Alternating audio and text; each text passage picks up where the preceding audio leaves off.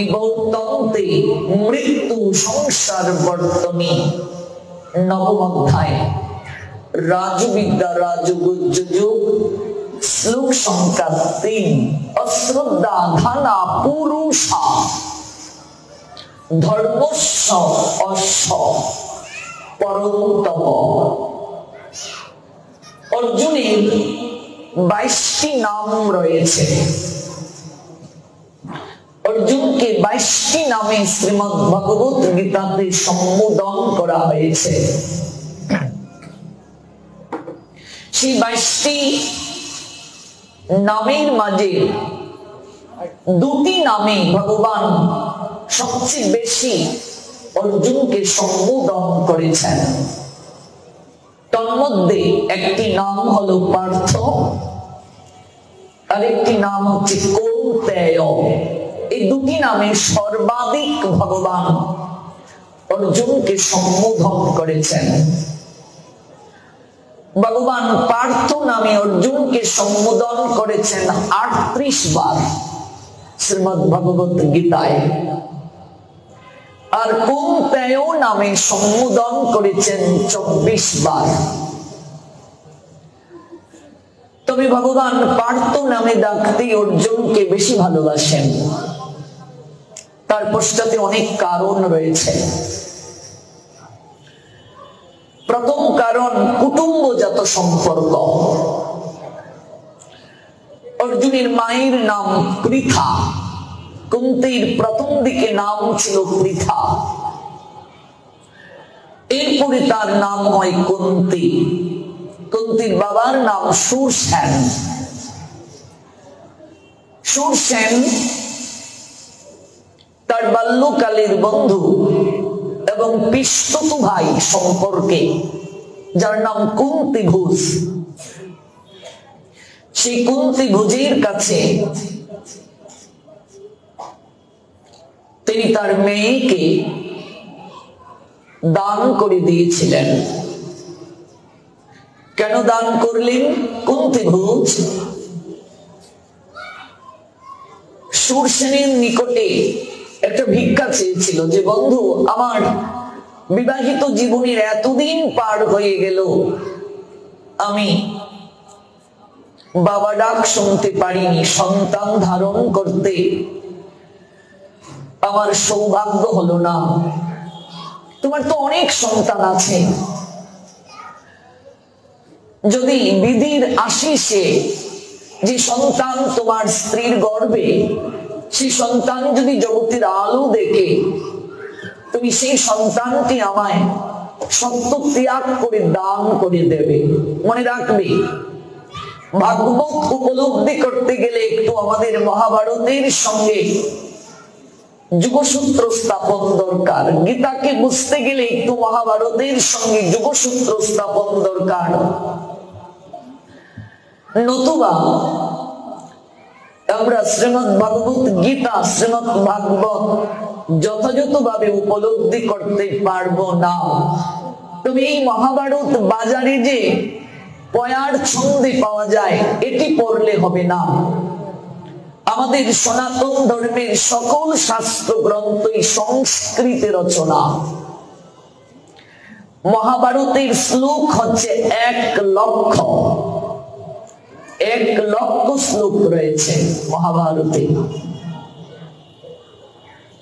এজন্য সংস্কৃত সম্পর্কে যিনি পারঙ্গম নন, গোস্বামীগণের যে সিদ্ধান্ত গ্রন্থ রাজি, যদি সংস্কৃত সম্পর্কে কারো ধারণা না থাকে, তাহলে তিনি যথাযথভাবে উপলব্ধি করতে পারবেন না। এটি যেমন প্রথম কথা। দ্বিতীয় কথা, বাজার থেকে বেদ, বেদান্ত, গীতা, ভাগবত, চৈতন্য চরিতামৃত এনে আমি যদি বাড়িতে পড়তে শুরু করি, তাহলেও আমি ভগবানকে জানতে পারবো না। কারণ বাজার থেকে গ্রন্থ এনে পরে যদি ভগবানকে জানা যেত, ভক্ত হওয়া যেত, তাহলে বাজার থেকে ডাক্তারি বই এনে পড়েও ডাক্তার হওয়া যেত। সরকার এত টাকা খরচ করে মেডিকেল কলেজ কেন করলেন? বাজার থেকে ডাক্তারি বই এনে পড়ে ডাক্তার হওয়া যায় না, তেমনি ভাবে বাজার থেকে গ্রন্থ পড়েও ভগবানকে জানা যায় না তত্ত্বদ্রষ্টা সদ্গুরুর চরণাশ্রয় না হলে। গতকাল আমরা যে প্রসঙ্গে ছিলাম সেই প্রসঙ্গ থেকেই আবার শ্রবণ করব। একটু ধৈর্য সহকারে মনকে নিবদ্ধ করুন। সাধনা ব্যতীত ভগবানকে জানা যায় না, গ্রন্থ অধ্যয়ন করেও ভগবানকে জানা যায় না। মহতের যদি কৃপা না হয়, সাধুর যদি কৃপা না হয়, গুরুদেবের যদি কৃপা না হয়, গুরুদেব আপনাকে প্র্যাকটিক্যালি ভগবান জানিয়ে দেবেন, চিনিয়ে দেবেন, তবে এরকম তত্ত্বদ্রষ্টা সদ্গুরুর সান্নিধ্য সবার ভাগ্যে হয় না।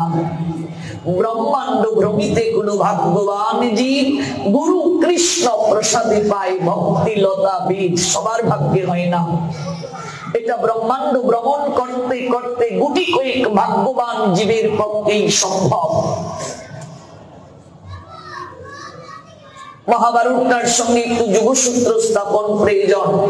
আজকালকার মা বাবা সন্তানকে মহাভারতের কথা শোনান না, রামায়ণের লীলা শ্রবণ করান না। আজকালকার মা বাবারা সন্তানকে মোটু পাটলু দেখিয়ে দেখিয়ে খাওয়ান, নাট বল্টু দেখিয়ে দেখিয়ে খাওয়ান, কার্টুন দেখিয়ে দেখিয়ে খাওয়ান। একটা শিশুর প্রাথমিক শিক্ষা কেন্দ্রই তার পরিবার। পিতামাতা যদি ধর্মহীন হয়, সন্তানের পক্ষে ভক্তি লাভ করা এত সহজ নয়। কারণ বীজ যেমন ফসল তেমন। বীজ যদি ভালো হয়, জমি যদি ভালো না থাকে, ফসল ভালো হবে না। জমি ভালো, বীজ যদি ভালো না হয়, ফসল ভালো হবে না। বীজ ভালো, জমিও ভালো, এরপরও ফসল ভালো হবে না যদি পরিচর্যা না করা হয়।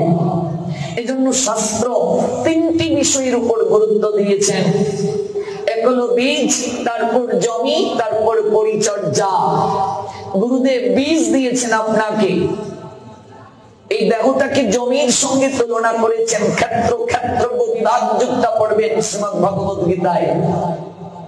মন তুমি কৃষি কাজ জানো না, এমন সোনার জমিন রইল পতিত, আবাদ করলে ফল তো সোনা। এটা জমি, এই জমিতে বীজ দিয়েছেন গুরুদেব। যত ভালো বীজ প্রদান করুন, জমি যদি ভালো না থাকে, অক্ষেত্রে যদি গুরুদেব বীজ বপন করেন, সেই গুরুকেও শাস্তি পেতে হবে, শিষ্যকেও শাস্তি পেতে হবে। লোভী গুরু, কামি চেলা, উভয়ে নরকে গেলা। যদি কোনো স্বার্থের মোহে, কোন সুবিধা প্রাপ্তির আকাঙ্ক্ষায় যদি গুরুদেব শিষ্য গ্রহণ করেন, যে এই নেত্রকোনা জেলা শহরে ভালো অবস্থান আছে, যদি তাকে শিষ্য বানাতে পারি আমি এসে থাকতে পারবো, এখান থেকে আরো অনেক শিষ্য আমার হবে। অনেক গুরুদেবরা তাই করেন, সেন্টার স্থাপন করার জন্য ধনাঢ্য ব্যক্তি দেখে দীক্ষা দিয়ে যান। শাস্ত্র সমর্থন করেননি। লোভী গুরু, গুরুদেব যদি লোভী হন আর শিষ্য যদি কামনাতুর হয়, তাহলে কখনো পরম মঙ্গল সম্ভব নয়। এই জন্য বলছেন লোভী গুরু, কামী চেলা, উভয়ে নরকে গেলাম। দুজনেই ভজন থেকে বিস্মৃত হয়ে নরকগামী হবে। আমরা মূল প্রসঙ্গে আবার ফিরে আসি। সুরসেন কুন্তিভুজের সঙ্গে সখ্য সম্পর্কে আবদ্ধ।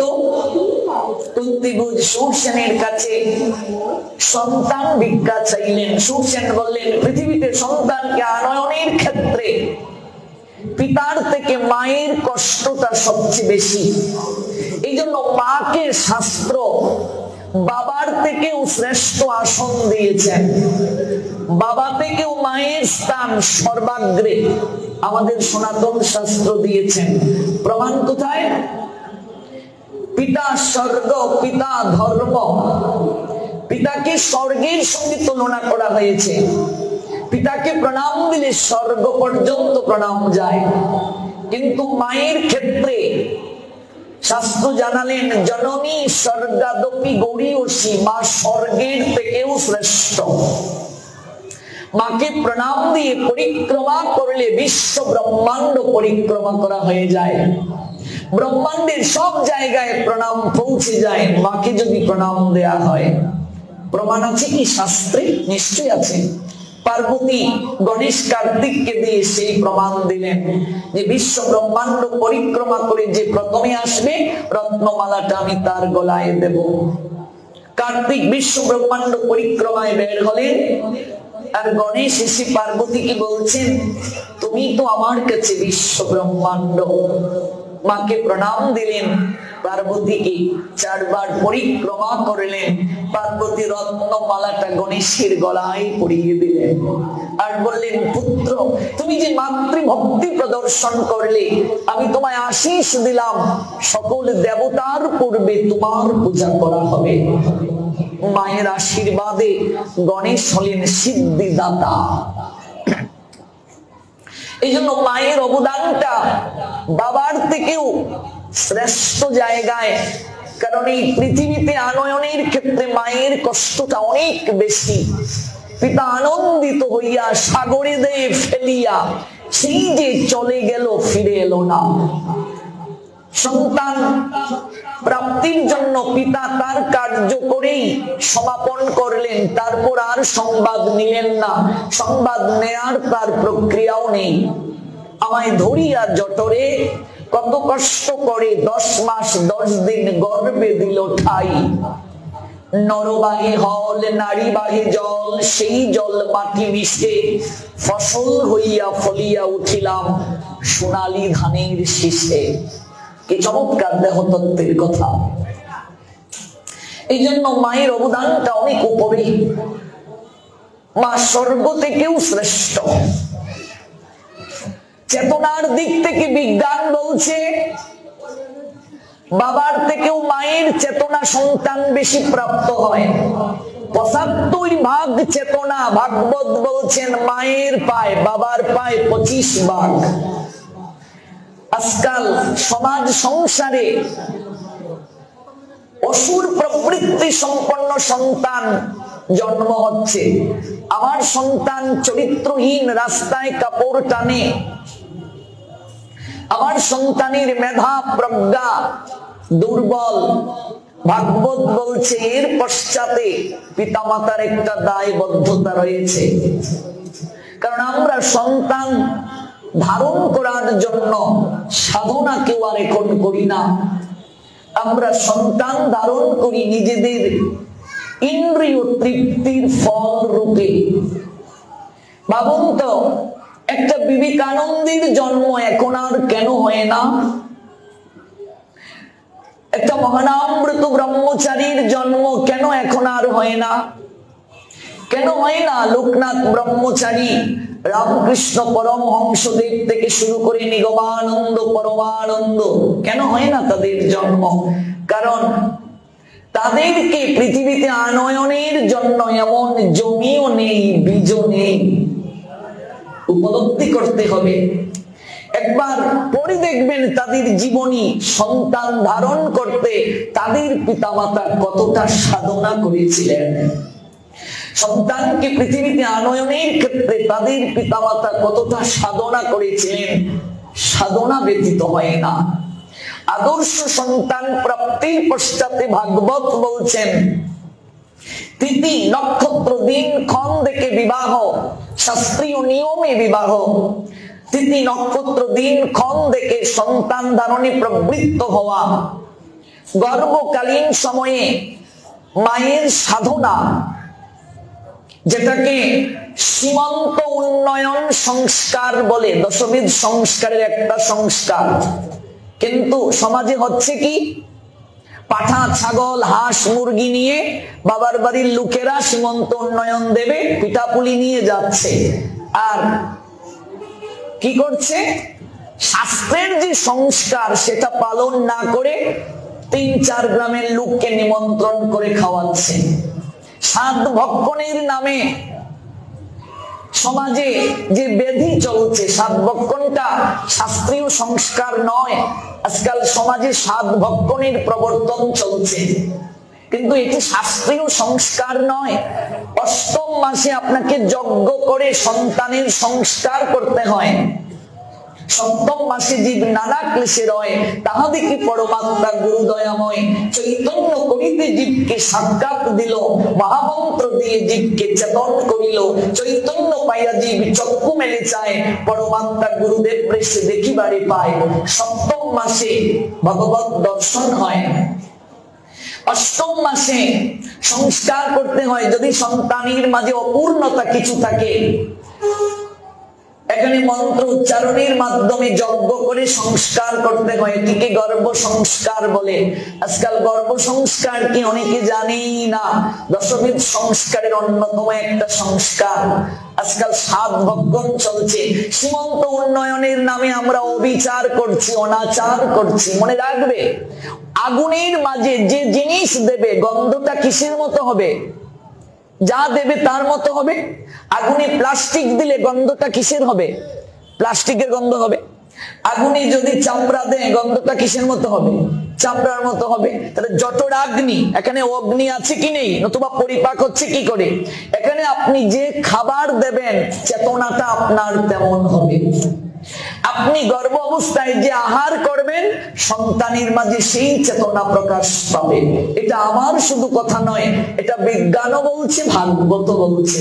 যেমন খাবার তেমন মন, যেমন মন তেমন বুদ্ধি, যেমন বুদ্ধি তেমন স্থিতি, যেমন স্থিতি তেমন লয়, যেমন লয় তেমন প্রাপ্তি।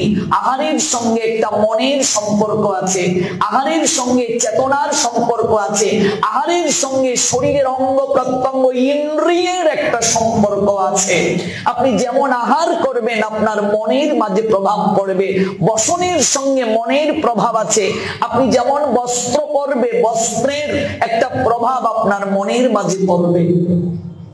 এই জন্য কেউ যদি আদর্শ সন্তান পেতে চায়, প্রজ্ঞাশীল, ভক্ত, মেধা, তাহলে তাকে গর্ভ সংস্কার করতে হবে। অসুরের রজবীর যে প্রহ্লাদের জন্ম, কিন্তু সেই প্রহ্লাদ কৃষ্ণ ভক্ত, বিষ্ণু ভক্ত কি করে হলেন? কারণটা কি? মায়ের কারণে। এই 10 মাস 10 দিন কয়াদু প্রহ্লাদের মা দেবর্ষি নারদের আশ্রমে ভাগবত শ্রবণ করে প্রসাদ গ্রহণ করেছিলেন। ওই গর্ভ সংস্কারের মাধ্যমে অসুরের বীর্যের ফসল প্রহ্লাদ ভক্ত হয়ে গেলেন। মায়ের একটা বিশাল ভূমিকা রয়েছে এই জায়গায়। মা যে আচরণ করবে সন্তানের মাঝে এটা প্রভাব পড়বে। এই জন্য চীনে দেখবে গর্ভবতী মায়েদেরকে টেকনোলজি সম্পর্কে ক্লাস দেয়া হয়। চীনের বাচ্চারা পর্যন্ত প্রযুক্তি সম্পর্কে বিভিন্ন প্রোডাক্ট উৎপাদনের ক্ষেত্রে ওরা সবচেয়ে অগ্রসর। গর্ভকালীন মায়েদেরকে ট্রেনিং দেয়া হয়, চীনের গর্ভবতী মায়েদেরকে ট্রেনিং দেয়া হয় এই প্রযুক্তি সম্পর্কে। দেখবে এগুলো আছে, গুগল সার্চ করে দেখবে। চীনারা, এটা আমাদের ভাগবতের সংস্কার, এটা সনাতনীদের শিক্ষা যে গর্ভ অবস্থায় মা কি করবে। অষ্টম মাসের পর সে আর অন্ধকারে শয়ন করবে না। অনেক বিষয় আছে, অনেক বিষয় শাস্ত্র আমাদেরকে বিবেচনা করে দিয়েছে। কি করা প্রয়োজন আজকে এগুলো জানি না। সন্তান ধারণের জন্য অবশ্যই গুরুদেবের চরণে শরণ নেওয়া দরকার, কিন্তু কার চরণে নেবেন অনেক গুরুদেব নিজেই জানেন না। তাহলে আমাকে কি করে পথ দেখাবেন? এক কানা তো আরেক কানাকে পথ দেখাতে পারে না। গুরুদেব নিজেও কামাতুর, নিজেও ভুগী, আমি ভুগীকে কি করে উদ্ধার করবেন? এজন্য গুরুকরণটা অত্যন্ত বুঝে শুনে, অত্যন্ত বিচার করে, তা না হয়ে জীবনে কিছুই প্রাপ্তি সম্ভব নয়, কিছুই বোঝা সম্ভব নয়, কিছুই উপলব্ধি করা সম্ভব নয়। এই বিষয়টার প্রতি আমাদের গুরুত্ব দেওয়া আবশ্যক।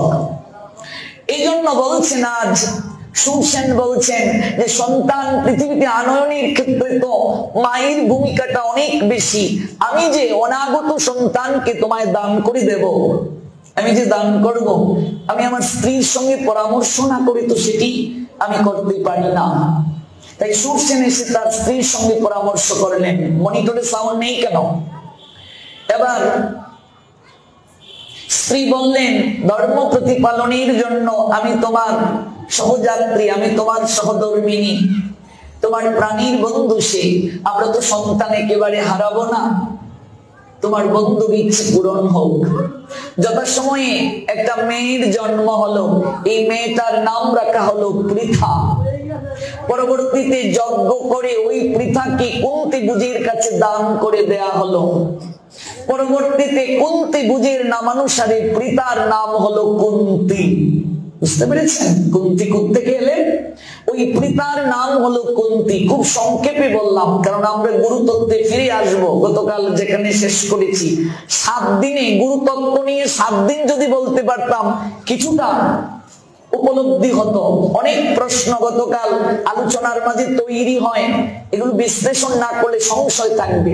7 দিনে যদি কেবল গুরুতত্ত্বই বলি তাহলে তো আরো অনেক কথা বলা হবে না, এগুলো অল্প সময়ে অল্প দিনে হয় না, তাই স্পর্শ করে করে যাচ্ছি।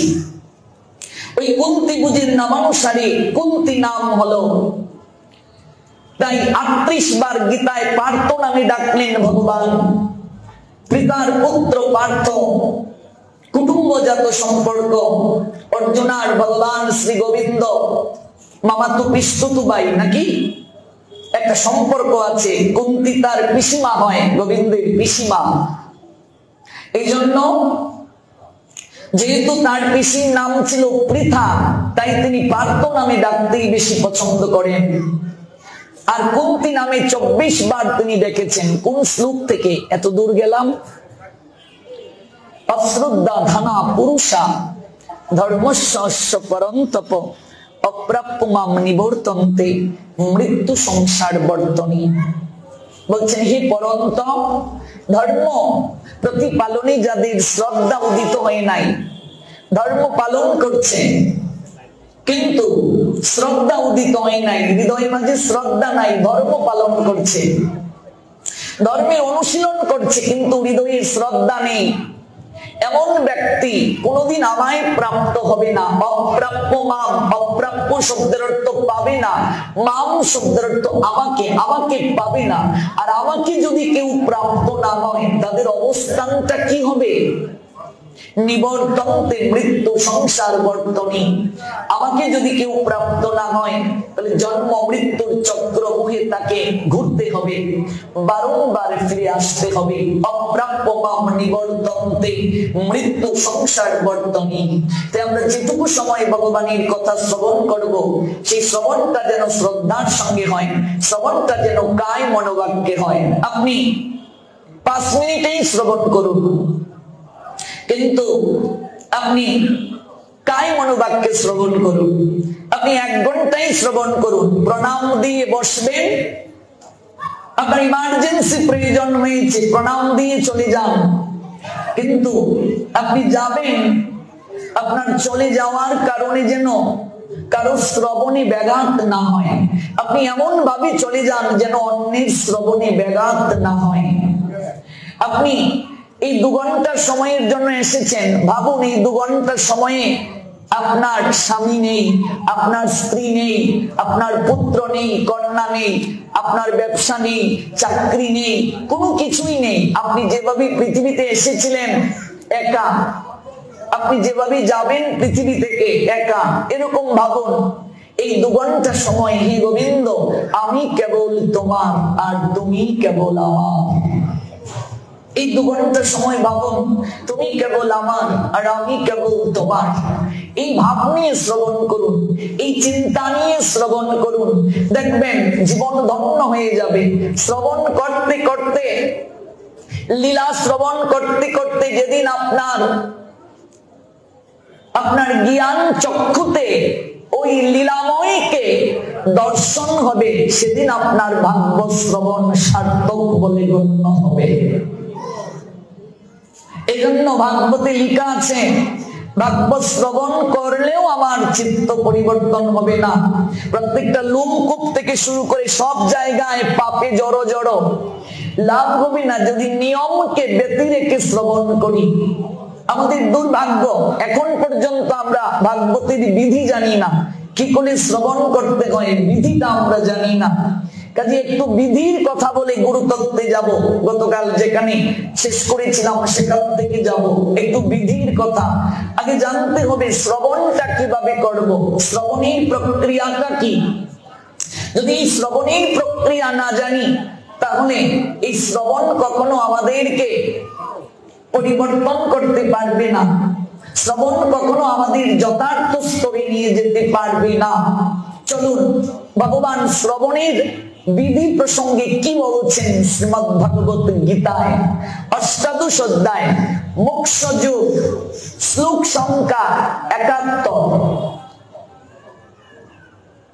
সেখানে ভগবান বলছেন শ্রদ্ধাবান অনুসুয়াচ শ্রীনুয়াত অপি ইয়া নরহ স অপি মুক্ত শুভান লোকান প্রাপ্নুয়াত পুণ্য কর্মাণাম। ভগবান বলছেন শ্রদ্ধার সঙ্গে আমারই কথা শ্রবণ করো, অনুসুয়াচ অসুয়া থেকে রহিত হয়ে শ্রবণ করো, শ্রীনুয়াত শ্রবণ করা, শ্রীনুয়াত শ্রবণ করা, শ্রীনুয়াত অপি ইয়া নরহ নর মানে মনুষ্য, যে মনুষ্য শ্রদ্ধার সঙ্গে এই কথা শ্রবণ করে সপি মুক্ত শুভান লোকান প্রাপ্নুয়াত পুণ্য কর্মাণাম, সেই ব্যক্তি পুণ্য কর্মকারীদের ন্যায় অচিরে এই দুঃখময় সংসার সাগর থেকে পরিত্রাণ পেতে পারে। তবে এত ভাগবত পাঠে আসি গো মা, এত ভাগবতের কথা শ্রবণ করি, এত সাধু সঙ্গ করি, অবস্থার পরিবর্তন নেই কেন? হৃদয়ে অনুভব হচ্ছে না কেন? ভগবানকে অনুভব করছি না কেন? এটি হচ্ছে মুখ্য কথা। কি করে আপনি উপলব্ধি করবেন আপনি ভজনের অগ্রগতিতে আছেন? আপনি যে ভজন করছেন, আপনি ভজনের উপরের স্তরে ধীরে ধীরে যাচ্ছেন, কোন লক্ষণের দ্বারা আপনি উপলব্ধি করবেন?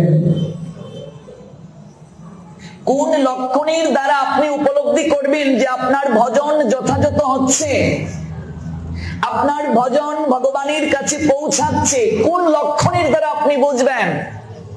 ভাগবত সেটি জানিয়ে দিয়েছেন আমাদেরকে। এই জন্য প্রস্তুতি পর্বটা আগে 7 দিন শুনতে হবে, তারপর ভাগবতে প্রবেশ। আগে প্রস্তুতি। কি করে প্রস্তুতি নেব ভাগবত আসরে যেতে গেলে? ভাগবত আসরে গিয়ে আমার করণীয় কি, এই প্রস্তুতি না জানলে হবে না।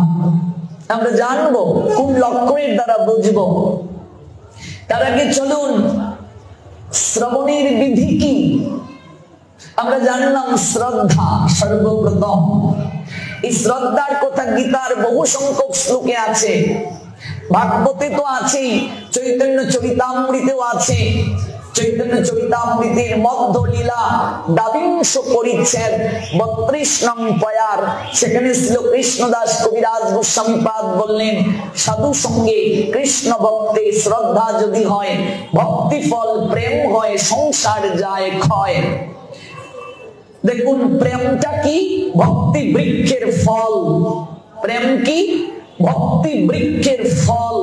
ভক্তি কি? ভগবানের চরণে যে একান্ত রতি। রতি কাকে বলে? যে প্রীতির মাঝে হেতু নেই। হেতু কি? হেতু মানে আকাঙ্ক্ষা। যে ভালোবাসার মাঝে কোনো চাওয়া পাওয়া নাই, যে ভালোবাসার মাঝে কোনো কামনা নাই, যে ভালোবাসার মাঝে কোনো আকাঙ্ক্ষা নেই, তা হলো রতি। আর ভগবানের চরণে যে ঐকান্তিক রতি, ঐকান্তিক শব্দের অর্থ কি? যে প্রীতি গোবিন্দ ব্যতীত আর কোন দিকে ধাবিত না, এটি হলো ঐকান্তিক রতি। এই ঐকান্তিক রতির নাম ভক্তি। আমরা যারা বলছি যে উনার খুব ভক্তি আছে, উনার খুব ভক্তি আছে, তাহলে আমার যে হৃদয়ের ভক্তিটা সেটি কি কেবল গোবিন্দের সন্তুষ্টির জন্য? যদি না হয় তাহলে বুঝতে হবে আমার ভক্তিটা দূষিত, এটাকে ফিল্টারকরণ করতে হবে। জল যদি দূষিত হয়ে যায় তাহলে সেই জল পানের অযোগ্য হয়।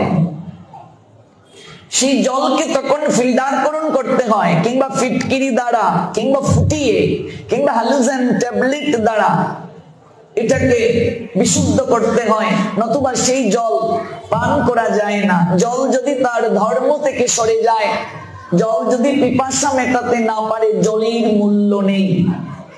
হৃদয়ে ভক্তি সবারই আছে, হৃদয়ে প্রীতি সবারই আছে, কিন্তু সবার হৃদয়ের ভক্তি আর প্রীতি বিশুদ্ধ নয়। ওই ভগবানের চরণে একান্ত যে রতি, তারই নাম ভক্তি। আর ওই ভক্তি বৃক্ষের যে ফল, এই ফল হলো প্রেম। দুফোঁটা নয়নের জল কীর্তনের আসরে বিসর্জন করলাম, খুব প্রেমিক গোসে কেমন করে কাঁদছে, আর এখান থেকে গিয়ে সিগারেট টানলাম। এটা প্রেম না, এটা ভক্তিও না, এটা কিছুই না, কিচ্ছু না। এটা ইমোশনাল ব্ল্যাকমেইল। তাই হচ্ছে সমাজে। মানুষ এটাকেই ভক্তি ভাবছে, মানুষ এটাকেই প্রেম ভাবছে, কিন্তু প্রেমের সংজ্ঞা বড় কঠিন। ধ্বংস হওয়ার বহুবিধ কারণ থাকা সত্ত্বেও যে প্রীতি কখনো ধ্বংস হয় না, বহুবিধ কারণ আছে ধ্বংস হওয়ার, এরপরও যে প্রীতি কখনো ধ্বংস হয় না, তাই হলো প্রেম। এই জড় জগতে কোনো প্রেম নেই। ডক্টর মহানামব্রত ব্রহ্মচারী তার প্রেম যুগ গ্রন্থে বললেন, এই জড় জগতে প্রেম যাহা আছে তা হচ্ছে প্রেমের ছায়া। যেমন পুকুরের স্বচ্ছ জলের মাঝে কোন বৃক্ষের ছায়া দর্শন করে আমরা যেমন বৃক্ষটাকে চিহ্নিত করতে পারি, দর্পণে মুখচ্ছবি দেখে যেমন নিজেকে নিরীক্ষণ করতে পারি, তেমনি ওই প্রেমের ছায়া আছে এই জগতে। প্রেম নেই। মনুষ্য জীবের ক্ষেত্রে আকর্ষণ কিংবা প্রীতি বিনিময় প্রেম বলে গণ্য নয়। ভালোবাসার প্রেমকে যারা এক মনে করে ওরা মূর্খ। যারা প্রেম আর ভালোবাসায় এক মনে করে, প্রেমকে ভালোবাসাকে এক সঙ্গে কিংবা একীভূত যারা করে, ওরা অজ্ঞ। ভালোবাসাকে প্রেম বলা মানে পতিতাকে সতীর মর্যাদা দেওয়া, বেশ্যাকে সতী বলা। এই জন্য চৈতন্য চরিতামৃত বললেন, আত্মেন্দ্রিয় প্রীতিবাঞ্ছা। এই প্রীতিবাঞ্ছাটাই হলো কাম। এই কামেরই অন্য নামান্তর হচ্ছে জড়জগতে ভালোবাসা। কিন্তু প্রেম হচ্ছে কৃষ্ণেন্দ্রিয় প্রীতিবাঞ্ছা। একমাত্র ভগবানকে প্রীত করার জন্য যাহা নিবেদন তাহাই হলো প্রেম। আমরা শুনবো এগুলো ভাগবতের শেষের দিকে, যখন আমরা ব্রজ লীলার কথা জানবো তখন আমরা এই বিষয়গুলো জানতে পারবো। প্রসঙ্গে যেহেতু এসেছে একটু স্পর্শ করলাম। ভক্তি বৃক্ষের ফল, এই ফল হচ্ছে প্রেম। আর ভক্তিটা কি? ভগবানের চরণে একান্ত রতি। এই জন্য ভক্তির বাংময়ী প্রতিমা যারা, ওরা হচ্ছেন ব্রজগোপী। ওদেরকে মন মনা ভক্ত বলা হয়। ভগবান গীতায় দুটি শ্লোকে মন মনা ভব শব্দ উচ্চারণ করেছেন, কিন্তু কি করে মনটা গোবিন্দকে দিতে হয় সে কথা গীতায় নেই। গীতায় কর্মযুগ আছে, গীতায় জ্ঞান যুগ আছে, গীতায় ভক্তি যুগ আছে, কিন্তু গীতায় প্রেম যুগ নেই। ওই প্রেম যুগ জানার জন্য ভাগবতের স্তরে গমন করতে হবে। এই প্রেমের কথা গীতা থেকে জানা যাবে না। এই প্রেমের কথা জানতে গেলে প্রেমের রত্নাকরে ডুব দিতে হবে, প্রবেশ করতে হবে ভাগবতে। কিন্তু গীতাকে পাশ কাটিয়েও ভাগবতে যাওয়া যাবে না। গীতা যেখানে শেষ, ভাগবত সেখান থেকে শুরু। এই জন্য গীতাকে পাশ কাটিয়ে ভাগবতে যাওয়ার, ভাগবতে প্রবেশ করার অধিকার শাস্ত্র আমাদেরকে দেন নাই। সর্বপ্রথম শ্রবণের বিধি। শ্রদ্ধাবান অনুসুচ সিনুয়াতপিয়া নরহ সপি মুক্ত শুভান লোকান প্রাপ্নুয়াত পুণ্য কর্মানাম। চৈতন্য চরিতামৃত বললেন, সাধু সঙ্গে কৃষ্ণ ভক্তে শ্রদ্ধা যদি হয়, ভক্তি ফল প্রেম হয়, সংসার যায় ক্ষয়। এই যে ভক্তি, এই যে প্রেম, এই ভক্তি এবং প্রেম প্রাপ্তি প্রাপ্তির মনে রাখবে প্রথম যে আমাদের হৃদয়ে মাঝে প্রস্তুতি, আমাদের যে অভিলাষ, এই অভিলাষ কিংবা কিঞ্চনটাই হচ্ছে শ্রদ্ধা। সর্বপ্রথমই শ্রদ্ধা, আর শ্রদ্ধা আছেন বলে আপনারা এসেছেন। শ্রদ্ধা বিহীন ব্যক্তি কখনো ভাগবতের আসরে আসবে না। ভগবান নিজে জানালেন 4 প্রকার ব্যক্তি আমায় ভজন করবে না। সপ্তম অধ্যায় জ্ঞান বিজ্ঞান যুগে আছে, নমাম দুষ্কৃতি নমুর প্রপদ্যন্তে নরাধমা মায়য়া অপরিত জ্ঞানা সুরম ভগবাশ্রিতম। ওরা আসবে না। আমরা যারা এখানে এসেছি শ্রদ্ধা হৃদয়ে আছে, কিন্তু এই শ্রদ্ধার মাঝে আবার প্রকার রয়েছে উত্তম, মধ্যম, কনিষ্ঠ। উত্তম শ্রদ্ধা, মধ্যম শ্রদ্ধা, কনিষ্ঠ শ্রদ্ধা। উত্তম শ্রদ্ধার উপরে আরো আছে, আরো প্রকার আছে। এগুলো হচ্ছে প্রাথমিক কথা, এগুলো না জানলে হবে না। পাত্র যদি ফুটু হয়, আপনি যতই প্রেম রস ঢালুন, পাত্রে কি সঞ্চয় হবে?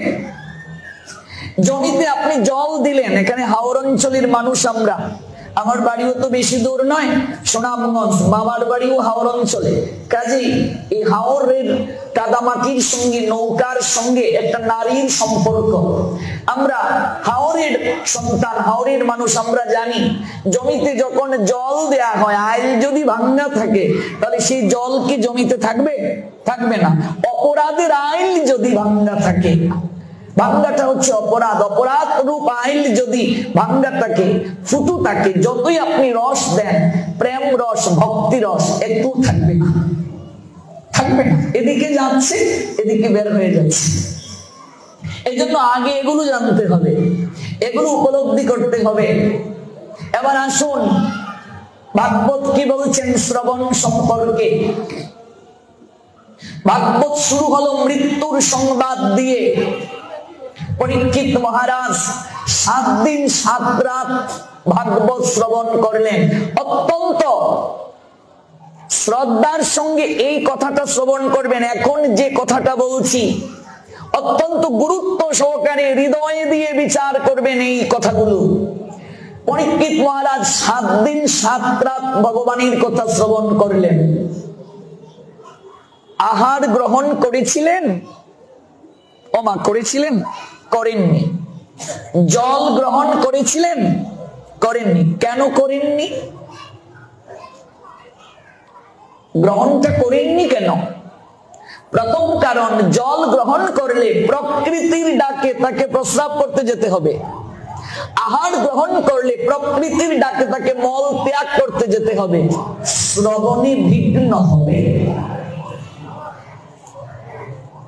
কলিযুগে ভক্তির 64 অঙ্গের মাঝে শ্রবণকে যে সর্বোত্তম বলা হলো, মুখ্য বলা হলো, কিন্তু শ্রবণটা কেমন হবে?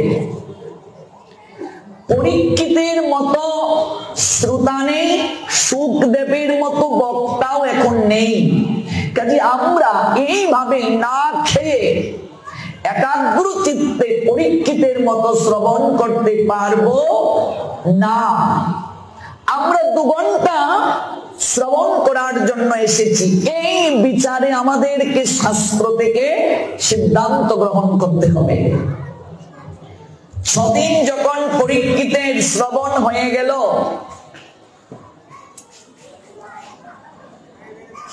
সন্ধ্যাকালীন সময়ে পরীক্ষিত বলছেন, হে মহাত্মন, আপনি অবগত আছেন এই 6 দিন যাবত আমি জল গ্রহণ করিনি, আহার গ্রহণ করিনি, আমি একটু ক্লান্ত নই। আপনি কৃপা করে কথা সংক্ষিপ্ত করবেন না, বিস্তৃতভাবে আমায় বলুন। আমার প্রাণ উচ্চাটন, আমার আরো শ্রবণ করতে ইচ্ছে হচ্ছে, আমার পিপাসা যেন মিটছে না। এবার গতকাল আপনাদেরকে আমি জানিয়েছিলাম, দীক্ষিত ব্যক্তি একদিন যদি ত্রিসন্ধ্যা মিস করে, তাকে প্রায়শ্চিত্ত করতে হয় 3 দিন না খেয়ে সূর্য দর্শন করে, তাই তো? এটা আমরা জেনেছিলাম। কিংবা দীক্ষিত ব্যক্তি যদি সন্ধ্যা না করে তার কি কি অপরাধ হয় তাও গতকাল জেনেছিলাম, কি কি তার কমবে, হ্রাস পাবে কি কি। আর জানলাম সঠিক সময়ে যদি কেউ বীজ মন্ত্রকে ধ্যান না করে, সন্ধ্যাটা না করে, সে কখনো বীজের যথার্থ অঙ্কুরিত করার প্রক্রিয়া প্রাপ্ত হবে না, সহজ কথায় মন্ত্রে যথার্থ কাজ করবে না। আমরা গতকাল জেনেছিলাম প্রাতঃকালে আহ্নিক করার সময় সূর্য উদয়ের আগের 24, সূর্য উদয়ের পরের 24, 48 মিনিটের মাঝে প্রাতঃকালের সন্ধ্যা আপনাকে করতে হবে। এগুলো বিষ্ণু পুরাণে পাবেন, 30টা মুহূর্তের কথা আছে লেখা। দুপুরের আহ্নিকের সময় 12টা বাজার আগের 24 মিনিট, 12টা বাজার পরের 24, 48 মিনিটের মাঝে আহ্নিক করতে হবে। সন্ধ্যাবেলা আহ্নিকের সময় সূর্য অস্ত যাওয়ার আগের 24 মিনিট, সূর্য অস্ত যাওয়ার পরের 24 মিনিট, এই 48 মিনিটের মাঝে, এটাকে সন্ধিক্ষণ বলে। সন্ধি মানে মিলন। এই সময়টায় গোবিন্দের সঙ্গে সম্পর্ক কিংবা লিঙ্ক স্থাপন করার একটা সময় শাস্ত্র নির্ধারণ করে দিয়েছে। এই সময়টাতে যদি আপনি গুরু প্রদত্ত মন্ত্র ধ্যান না করেন, আহ্নিক না করেন, আপনি যে বীজ পেয়েছেন, মন্ত্র পেয়েছেন, এই মন্ত্রের যথার্থ ক্রিয়া প্রাপ্ত হবে না। যদি আপনি একদিন মিস করেন, প্রায়শ্চিত্ত কি তাও জানলাম। এবার একটি প্রশ্ন আপনাদের কাছে সবিনয়ে জানতে চাচ্ছি কিংবা করছি, তা হলো পরীক্ষিত মহারাজ এই 7 দিন 7 রাজ্যে শ্রবণ করলেন, তিনি কি শুকদেব গোস্বামী পাদের কাছে কখনো বলেছিলেন একটু কথার বিশ্রাম টানুন, আমি আহ্নিকটা করে আসি? কোথাও কি পেয়েছেন? ভাগবতের কোন টিকায়, ভাগবতের কোন শ্লোকে, ভাগবতের কোন ভাষ্যে যে 7 দিন 7 রাতের মাঝে কখনো শ্রবণের জন্য একটু বিশ্রাম নেওয়া হয়েছিল? কিংবা যে পরীক্ষিত মহারাজ নিজের হাতে ভগবানের শৃঙ্গার করতেন, ভগবানের আরতি করতেন, সেই পরীক্ষিত মহারাজ কি কখনো বলেছিলেন সন্ধ্যা বেলা যে একটু কথা বিশ্রাম টানুন, আমি সন্ধ্যা আরতিটা দিয়ে আসি? বলেছিলেন কি? কিংবা পরীক্ষিত কি বলেছিলেন আমার নাম সম্পূর্ণ হয়নি, একটু কথার বিশ্রাম টানুন, নামটা শেষ করে আসি, তারপরে সে শ্রবণ করব? বলেছিলেন কি? পরীক্ষিত মহারাজ কি সাধারণ কেহ? পরীক্ষিত শব্দের অর্থ কি? পরীক্ষা দিয়ে যিনি উত্তীর্ণ, পরীক্ষা দিয়ে যিনি উত্তীর্ণ। কি পরীক্ষা দিয়েছেন? মাতৃ জঠরেই তিনি পরীক্ষা দিয়েছেন। অশ্বত্থামা যখন ব্রহ্মাস্ত্র নিক্ষেপ করলো, মাতা উত্তরা ভগবান গোবিন্দের চরণে শরণ নিলেন। উত্তরা সংবাদটা পড়ে দেখবেন কি আহাকার উত্তরার। যদি উত্তরা সংবাদটা শোনাতে পারতাম 3 ঘন্টা, শরণাগতি কাকে বলে জানতে পারতেন। উত্তরা কি আহাকার কয়েকটা শ্লোকের মাধ্যমে গোবিন্দের কাছে জানালেন। গোবিন্দ উত্তরার নয়নের জলে স্থির থাকতে পারলেন না, তিনি ভক্তের নয়নের জল সহ্য করতে না পেরে উত্তরার গর্ভে প্রবেশ করলেন। প্রবেশ করে ব্রহ্মাস্ত্রটা নিজের বক্ষে ধারণ করলেন। মায়ের প্রার্থনায়, মায়ের ভক্তির পরীক্ষায় উত্তীর্ণ হলেন। এই জন্য গোবিন্দ নিজে বললেন উত্তরাকে, তোমার যে সন্তান হবে, তুমি নিজে পরীক্ষায় উত্তীর্ণ হয়েছ আমার নিকটে, ভক্তি পরীক্ষায়, তাই যে সন্তান তোমার জীবনে আসবে সেই সন্তানের নামকরণ আমি করে যাচ্ছি, তার নাম হবে পরীক্ষিত। পরীক্ষায় উত্তীর্ণ গোবিন্দ সবই তো জানেন, অন্তর্যামী। দ্রৌপদী যখন প্রশ্ন করেছিলেন এই যুদ্ধের ফলাফলটা কি হবে, বলছেন সখী ভবিষ্যৎকে জানতে চাও না, ভবিষ্যৎকে জানতে চাইলে বর্তমানের আনন্দ থেকে তুমি বঞ্চিত হবে। ভবিষ্যতের কার্য ভবিষ্যৎ নিয়ন্ত্রণের উপরে ছেড়ে দাও।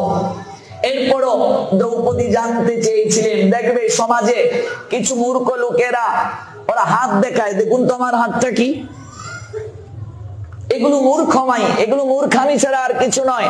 এগুলো করবেন না, ভবিষ্যৎ জানতে চাইবেন না। তান্ত্রিকের কাছে গিয়ে বলে এই সেই, এগুলো মূর্খতা।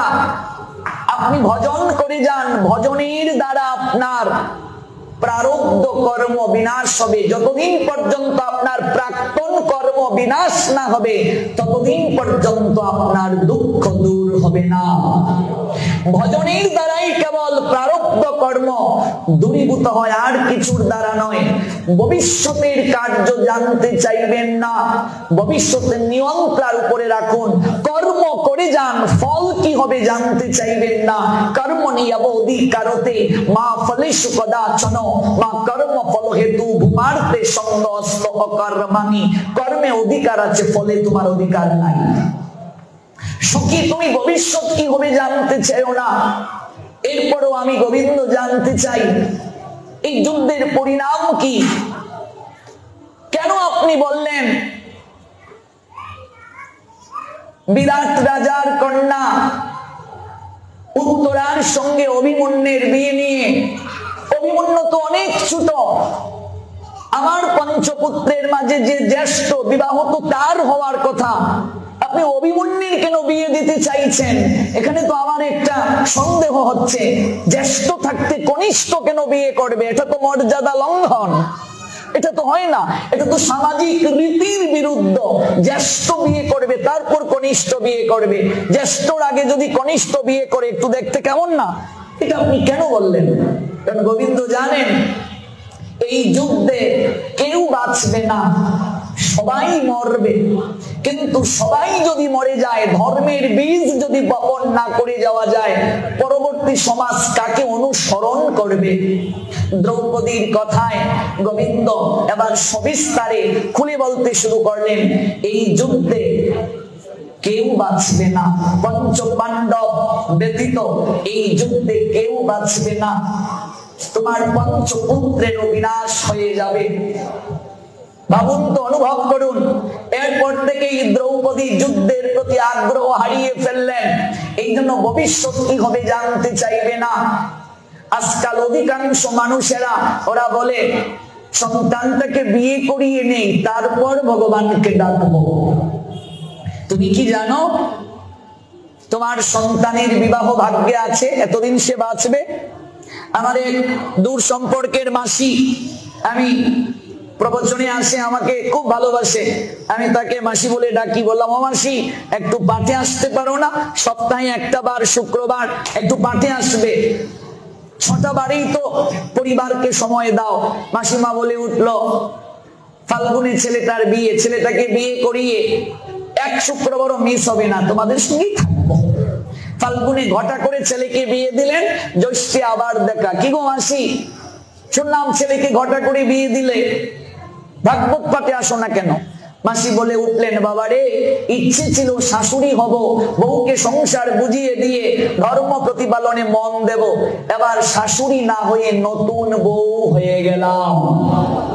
একটা কলিযুগ মা, এই 64 জেলার আনাচে কানাচে ঘুরে বেড়াই আমি। এই কলিযুগে 100 মায়ের মাঝে 99টা মা ছেলে বিয়ে করিয়ে শাশুড়ি না হয়ে নতুন বউ হয়।